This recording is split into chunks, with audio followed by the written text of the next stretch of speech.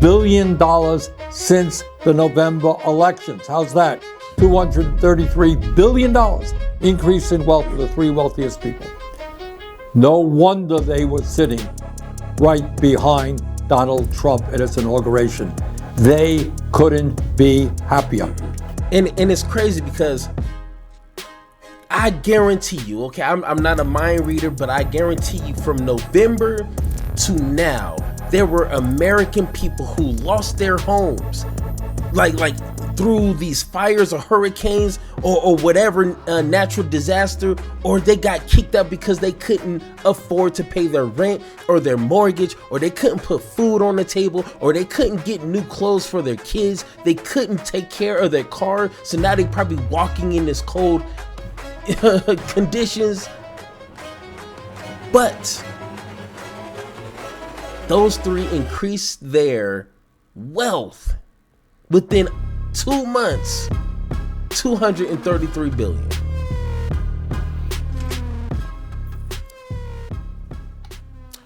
All right, so I'm sure you heard you heard the notion, you are what you eat. And this is some facts to that. What you put into your body is only going to show in your outwardly expression in one way, shape, or form. That's proven, you know what I'm saying? But we can take that same concept into administrations. You know what I'm saying? If an administration is implementing certain policies or having certain policy ideas and discussions that normally gives you an outlook, at least a decent amount of what that party or what that administration is solely focused on. In looking at Trump's, we've seen this throughout his campaign, and now that he's implemented all these executive orders, which I did a video going over all 26 of them, it's questionable. Obviously, like this is Trump, so obviously it's going to be questionable. And if you look at it, they're very vague because he doesn't like to give details, which is kind of funny because they hounded Harris to give details for her details, but he does this BS in less details than I do my notes for these videos. You know what I'm saying? So we need to read these executive orders, and then we can kind of know what to expect for the next 4 years.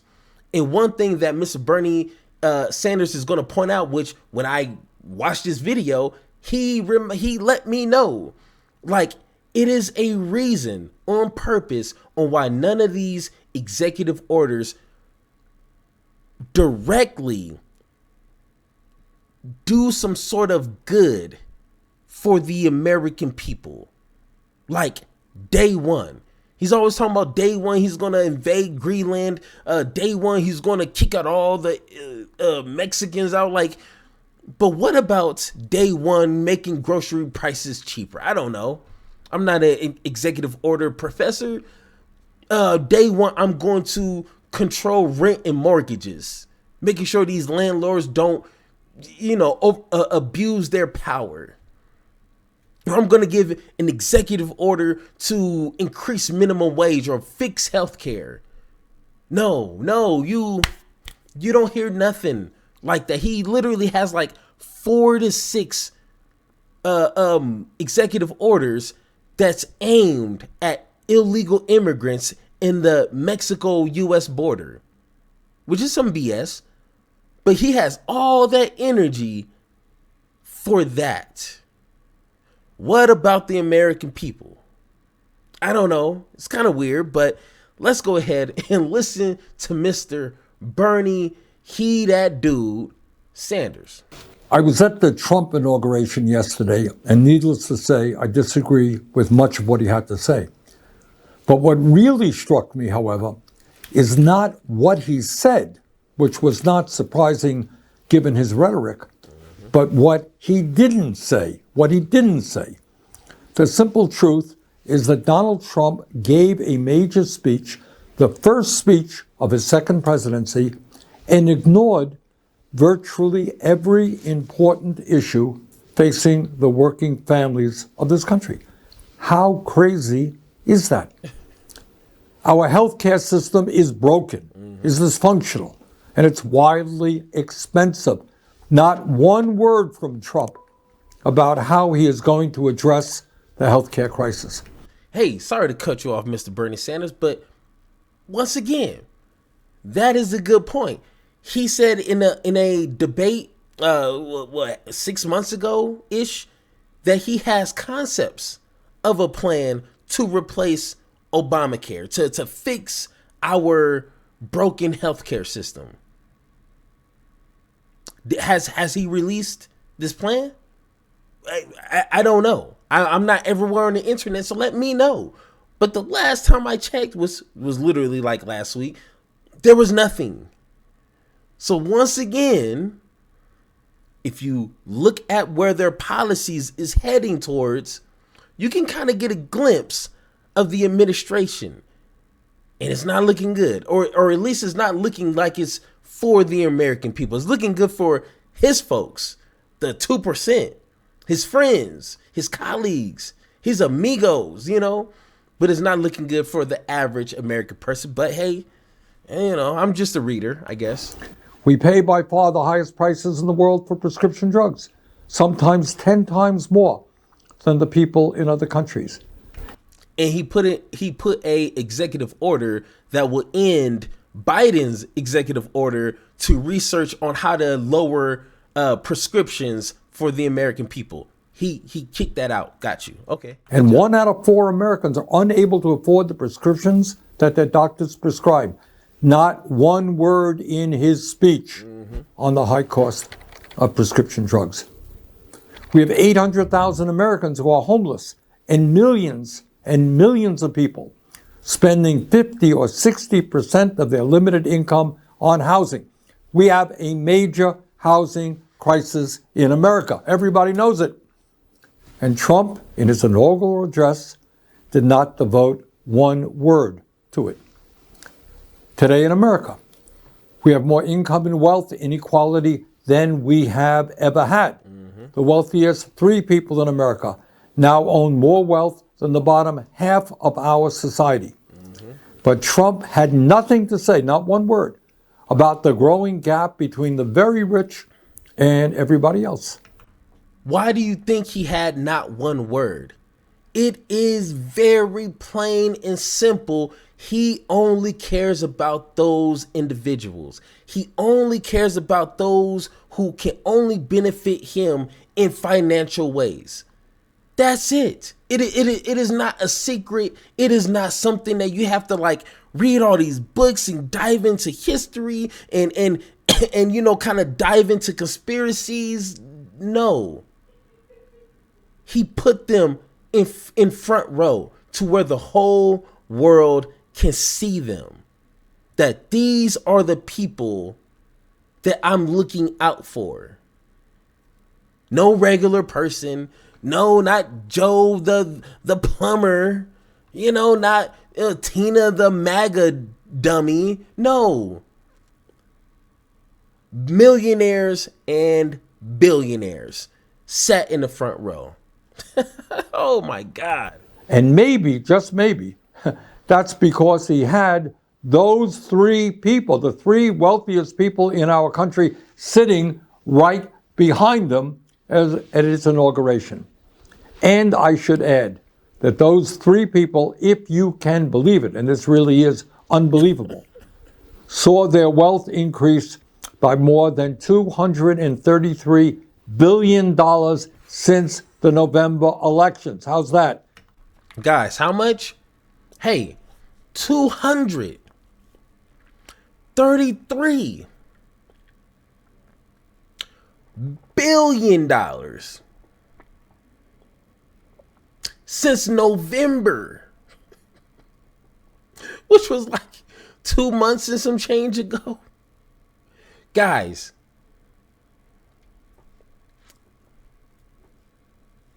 this is very, very amazing on how we got here. Okay, this is going to go down in the history books as one of the greatest failures of American history, like American people. $3 billion since the November elections. How's that?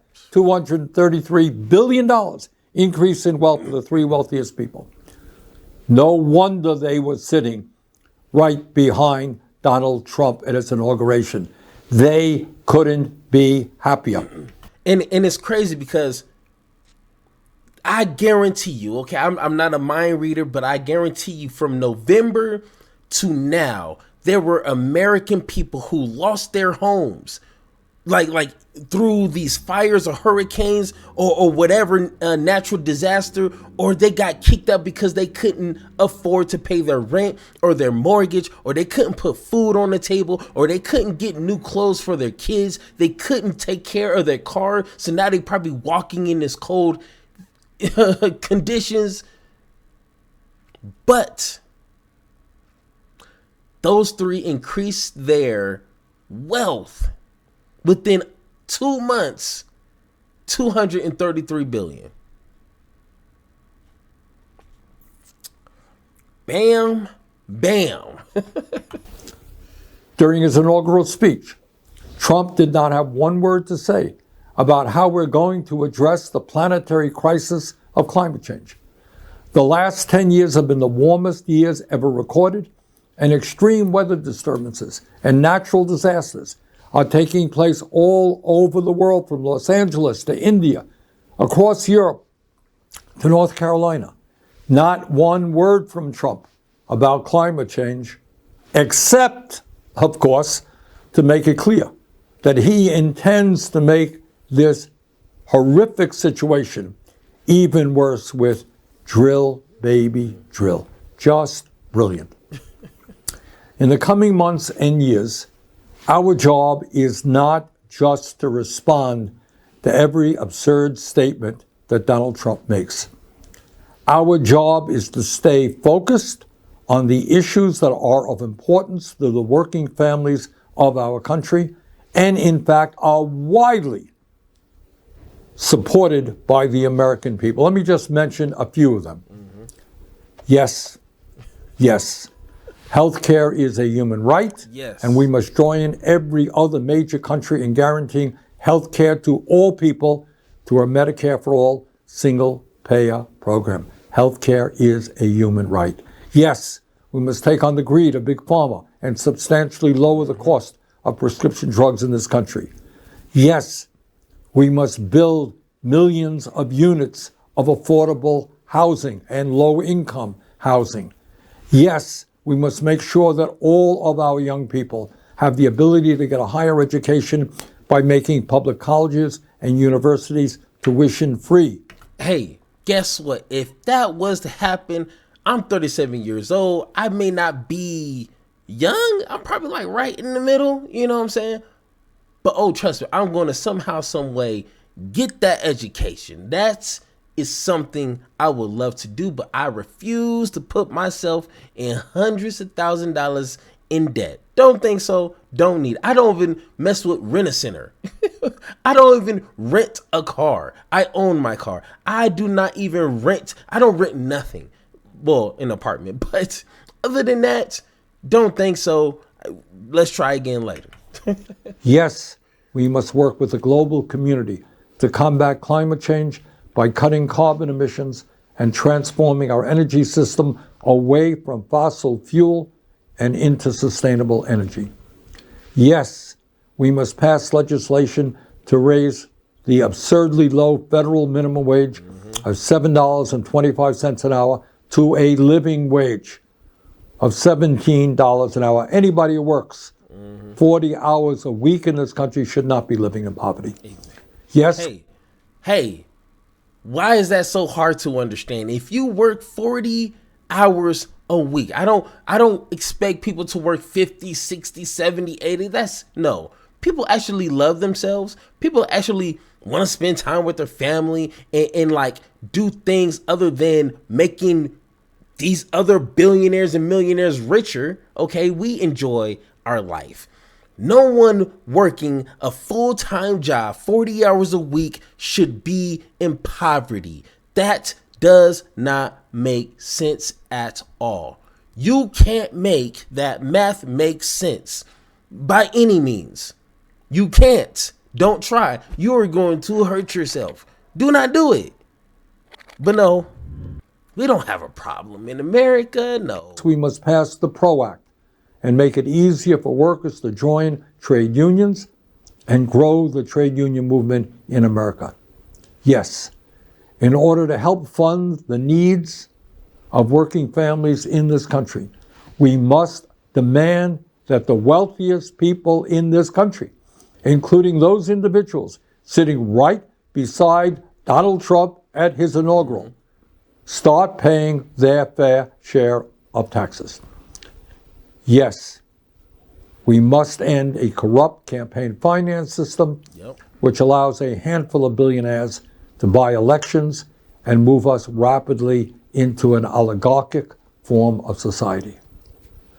Bottom line, as we enter the new Trump presidency, we have got to remain focused. We cannot panic. Don't panic.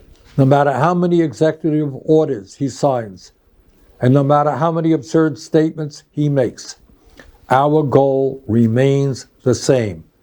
We have got to educate. There you go. We have got to organize. There you go. We've got to put pressure on Congress to do the right things. Boom. And by the way, with Republicans only holding a 3 or 4 seat advantage in the House, we can stop them time and time again if we are organized.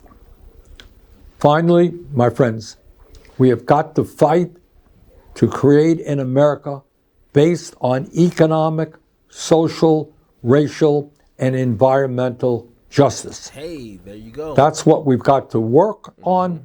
Let's go forward. Let's do it. Thank you.